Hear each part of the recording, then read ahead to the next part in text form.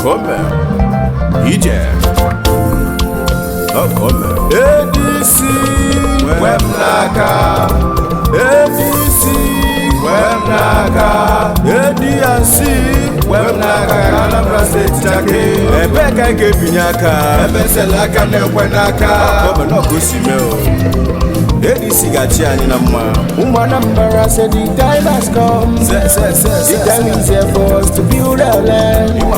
John Nwosu is here to build our land. Anambra make we rise and shine. Kedeba Gebinyaka o ADC. Kedeba Gebinyaka o ADC. Papa Mama Binyaka o ADC. Auntie brother Binyaka o ADC. For a better Anambra State o Security got the title ADC. Insecurity got wow ADC. Development got yo ADC. Onyobuna binyaka o ADC. Onyobuna binyaka o ADC. Anambra gadima ADC. Onyobuna binyaka o ADC. Okome Ije Okome ADC Wemnaka ADC Wemnaka ADC Wemnaka Anambra State Take Ebeka Gebinyaka Ebeselaka Nekwenaka Governor Kusimeo ADC Gachiani Nama Anambra said the time has come. The time is here for us to build our land. John Nwosu is here to build our land. Anambra make we rise and shine. Kedeba Gebinyaka o ADC. Kedeba Gebinyaka o ADC. Papa Mama Binyaka o ADC. Auntie brother Binyaka o ADC. For a better Anambra State o Security got the title ADC. Insecurity got wow ADC. Development got yo ADC. Onyobuna binyaka o ADC. Onyobuna binyaka o ADC. Anambra gadima ADC. Onyobuna binyaka o ADC.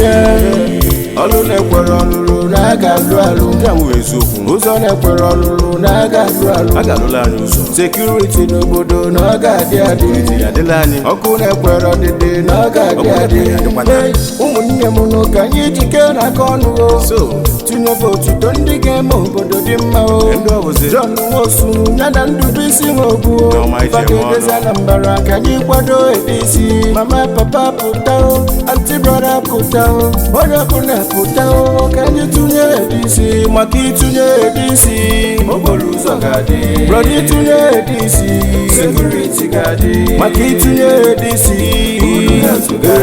auntie tụnye ADC education ga-adị maka ịtụnye ADC economy ga-adị maka ịtụnye ADC development ga-adị brother tụnye ADC section no ga-adị maka ịtụnye ADC social welfare no ga-adị ịtụnye ADC obodo ga-adị mma onye ọbụla aka ịtụnye Ebeka anyị ga-ebinye aka ADC ka mụ nwa ga-atụ maka mmepe obodo ya na ndezi obodo na ọlụ dị mma na fanwa ga-alụ ADC ka anyị ga-kwụ n'azụ youth empowerment na ọ ga-adụ good economy na ele salary na nchekwa obodo na ọ ga-adụ anyị sọpọtụ ADC anyị nwere ntafọ enemies chukwu ka anyị mmadụ n'isebili ụwa biko wepụla anyị na emesis we don't give empty promises a ga-enwe beautiful premises John Nwosu na Ndubuisi Nwogbu go deliver no be fallacy war se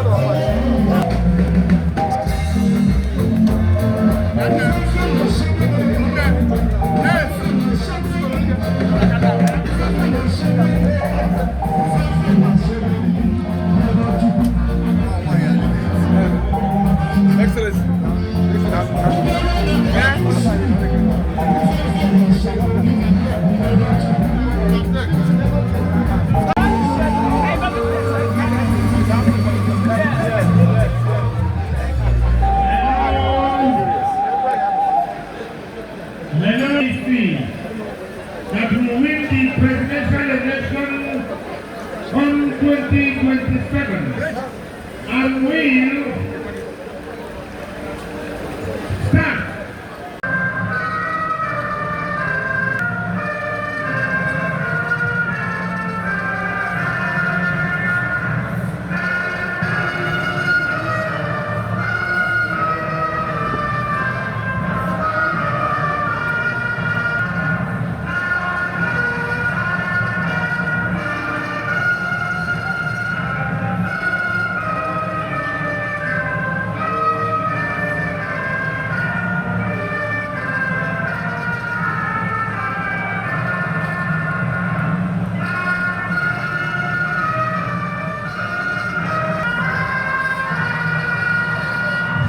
Thank you.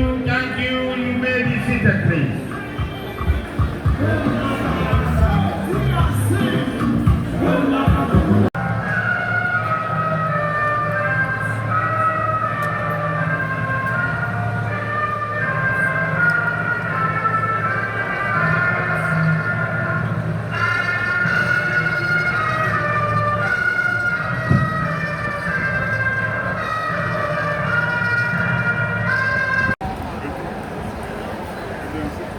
Excellency, Chief John Chukwuma Soludo, Saints Cathedral State Party Chair, ebe ọkụ ọjị ka anyị na-agba na-asị ka ebe obi osekwu anyị na-asị na ọ ga-aga only see any more fun of party, all blessing, when I say about that, you know what I'm saying, they all have to do sacrifice, yeah, and whatever. See about that, I need all here, look, I got that, then I use that.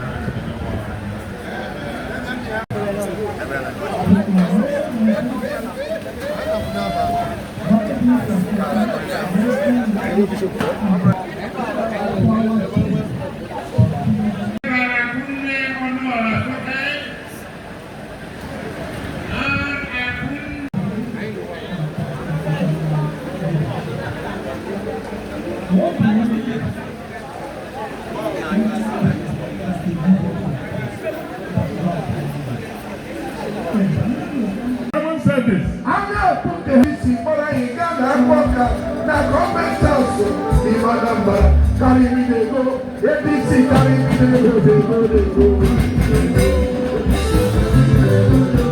Carry me they go, ADC carry me they go, they go.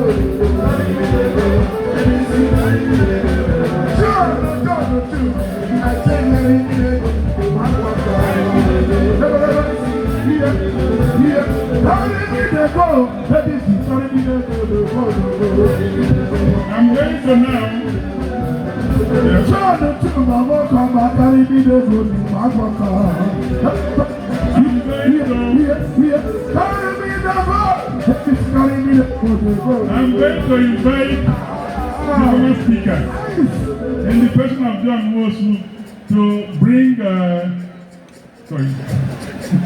Nwosu, you know, a lot of Nwosus are here now, but we are not related though, but we are related in one thing, our love for Anambra State. I'm related to Chukwuma Soludo because we love Anambra State, and that's how I became speaker, and he did it very well. Approximately, I think I make it up. I am related for its greatness, Africa. So, on this note, I want to invite the speaker to bring out the governor, the deputy governor, and the speaker may invite. Once I invite, then I will complete my job in this program. Then we will allow our governor to address us. His Excellency. Because all the 21 local government chairmen,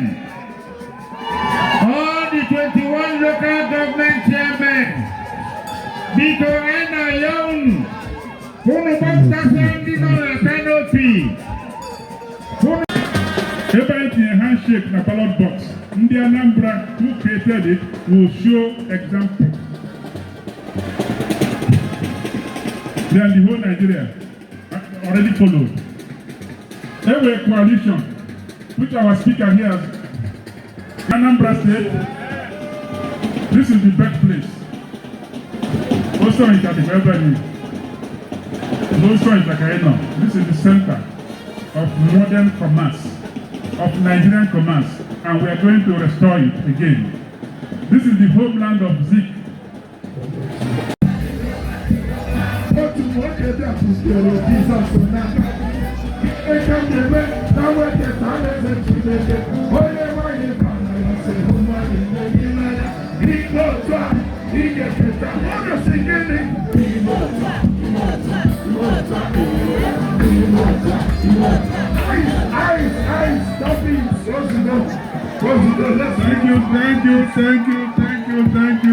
Thank you. Thank you.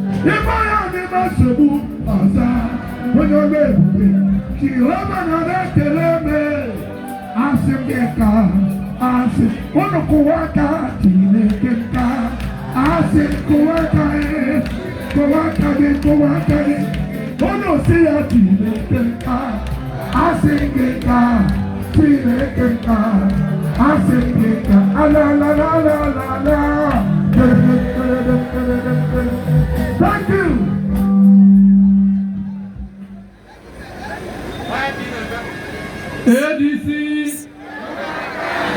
ADC, AD and C. Tony. May I stand on the existing protocol?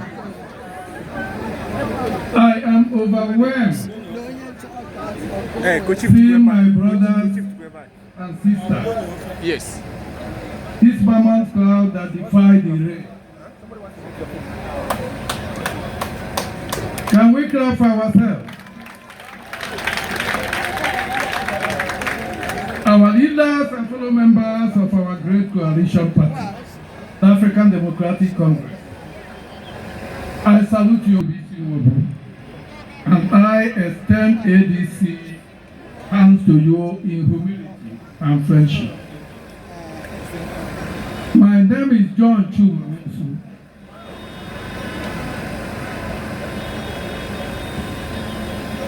I am running for the governorship of Anambra State. My message today will be short and direct because we have stayed too long. The fellow citizens who feel your pain, share in your struggles and dreams of better future with you. Why do we need change? Today we formally kick off our 2025 governorship election campaign. We need to get involved and rescue Anambra State from Governor Chukwuma Soludo and his cohorts. Governance is not a rocket science, but it is also not trying your luck or making bogus promises that we are never kept. Today we are here to say to the Anambra that we have a credible alternative to Chukwuma Soludo. Charles Soludo's administration has been tested and has failed. If Soludo did not succeed in the first 4 years, he will succeed in another 4 years. Insecurity. Failed us on development. He failed us on the respect for the rule of law. He also failed us on respecting our traditional institutions. Simply put, Soludo is not an all-round failure. He has to go.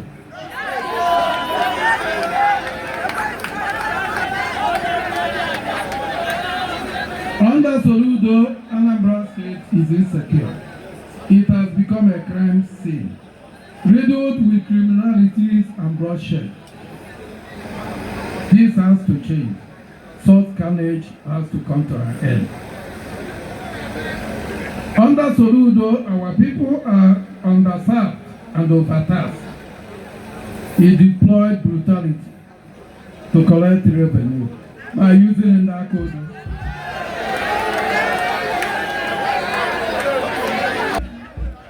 And some has died in the hands of his thoughts. My people, Soludo solution has turned governance into Soludo's pollution. We are offering a credible alternative. In 2017, Soludo selfishly stated, Anambra was not broken, so why fix it? But Kama has an address. Under his watch, Anambra is badly broken into worst possible shape. John Kawamiru Tulujo Kawamiru Chukwuma Soludo Kawamiru. Thinking again, I have worked at government house with your ADC, with our ADC, with their ADC, as we defeat us, he defend them, as he defend them, he defeat us. ADC, we cannot, all the federal rules have to be prepared by the federal government. The previous administrations of P2B and Wuri Obiano prepared the federal rules, and Soludo was paid the money. Soludo will not be allowed to mortgage and sell Anambra today. And on the side, the golden deer, Kafa Buluzo, to show that the spirit of ADC is working across Nigeria. And Anambra State supports Leke. I feel particularly privileged. And I can assure you, because if I name if one of my young friends here, meeting this young man, in the room. Because I need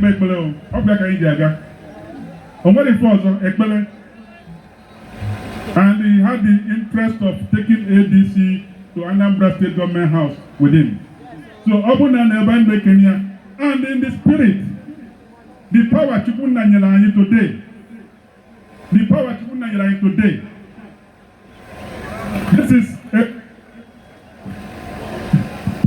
This is a special flag, and the next is for the next governor of Anambra State. I want all of you to believe it when I say it. Nobody will stop it. Nobody will stop this. I'm handing this. I will kneel down before our God. After kneeling down, I will give this flag to the next governor. And I believe that all of you will go home, word to word, dog, supporting our candidate. Chineke,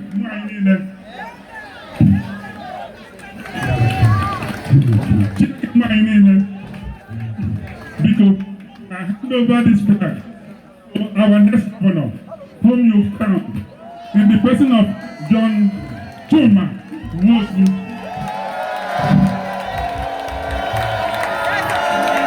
And his running mate with him.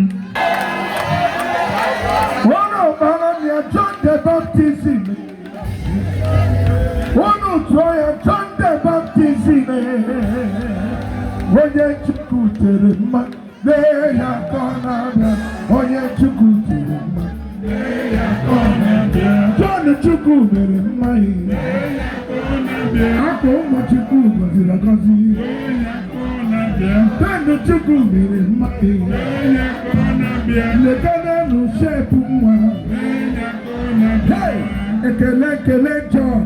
Onye genya nchana mano sanye sabaro. Oni mayo doma. Iba ina gwonka. Ibata ADC. Mwoke mjemono. Iba shepu ya tamta. Ijopo ya tam. Zomopo ya tamta. Okwano ya tamta. Berene ya komputa. Onye onewe. Onye ona swing. Onye ona swing. I told him, I see more on the way. I let him walk out with ADC. I told him, not to sunny, this sunny. I ain't got it. I told him, I see more on the way. Look out, I see, when you're not free. I told him, I am man of me, John Nwosu. I am man of me. I think you play on. I am man of me. John Nwosu. I am man of me. I think you play on. La la la la la la. Yes, I did, man. Yes, I did, man. Today is a special day, and we have to know so I want you all to understand that. Now we have a special duty to hear from our next governor, and as I said, in Kabro politics, all Fetchuna crown and don't know about are part of making the history. This is the incoming governor of Anambra State. We welcome you, Your Excellency, sir.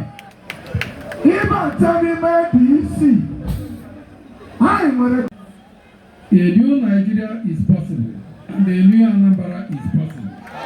We need to create a secure and enabling environment that will attract investors. My 7 pillars of good governance, namely security, health, education, economy, environment, market, and social welfare. Under an economical shift, every sector will get the deserved attention from the government. Services will be seamless. Each of the children's pillars will be made practical and effective via the application and prioritization of technology and artificial intelligence. We will train our youth in the various sectors to make them employable.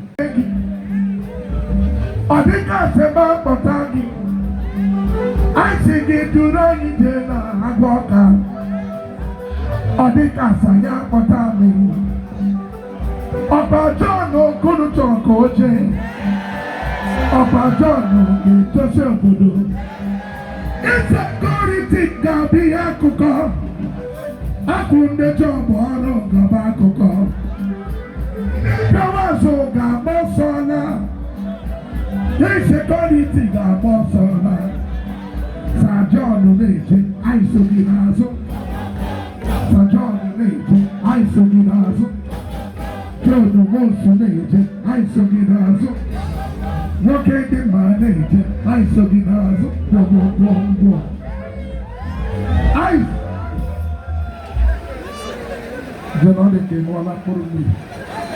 Barrow features and efficiency. With your phones, you will be able to access services, track government income, monitor ongoing projects, and even file complaints, all in a very real time. A government that works at the speed of technology, not at the speed of the paper. In the area of education, we will provide bursary for our students again. Education is the foundation of our future. We will lay more emphasis on STEM education to make our children globally competitive. No children will drop out of school due to school fees. In a big way, you'll be doing it. Market upgrade and e-commerce training. Our markets are the heart of our commerce and economy.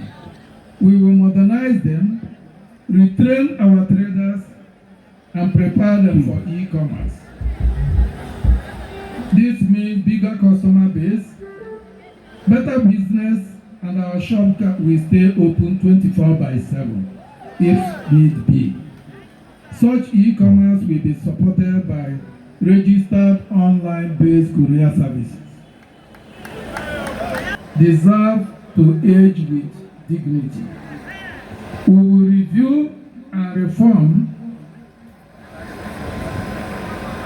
the existing laws on social welfare program to include monthly support for the aged and the people with disabilities. To support them because they deserve more than our own.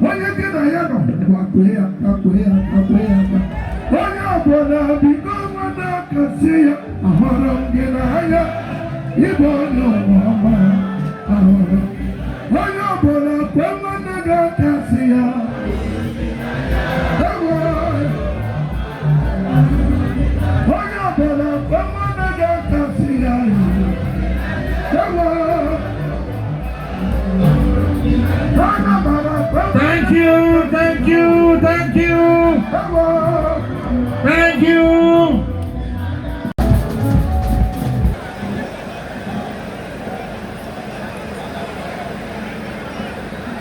May the soul of our brother,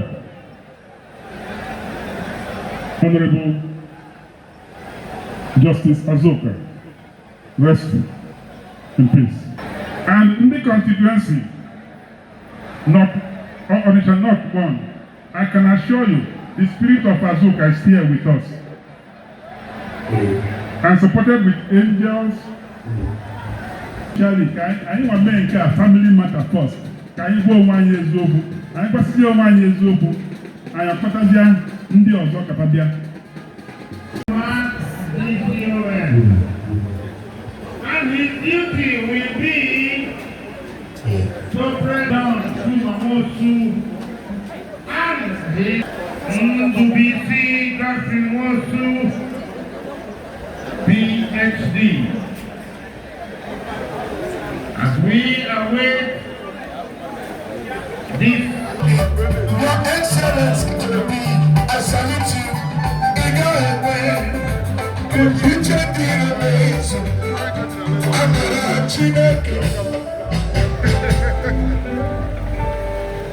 I invite all of us present to look at the podium and observe a very handsome man, a great dancer. I noticed that today.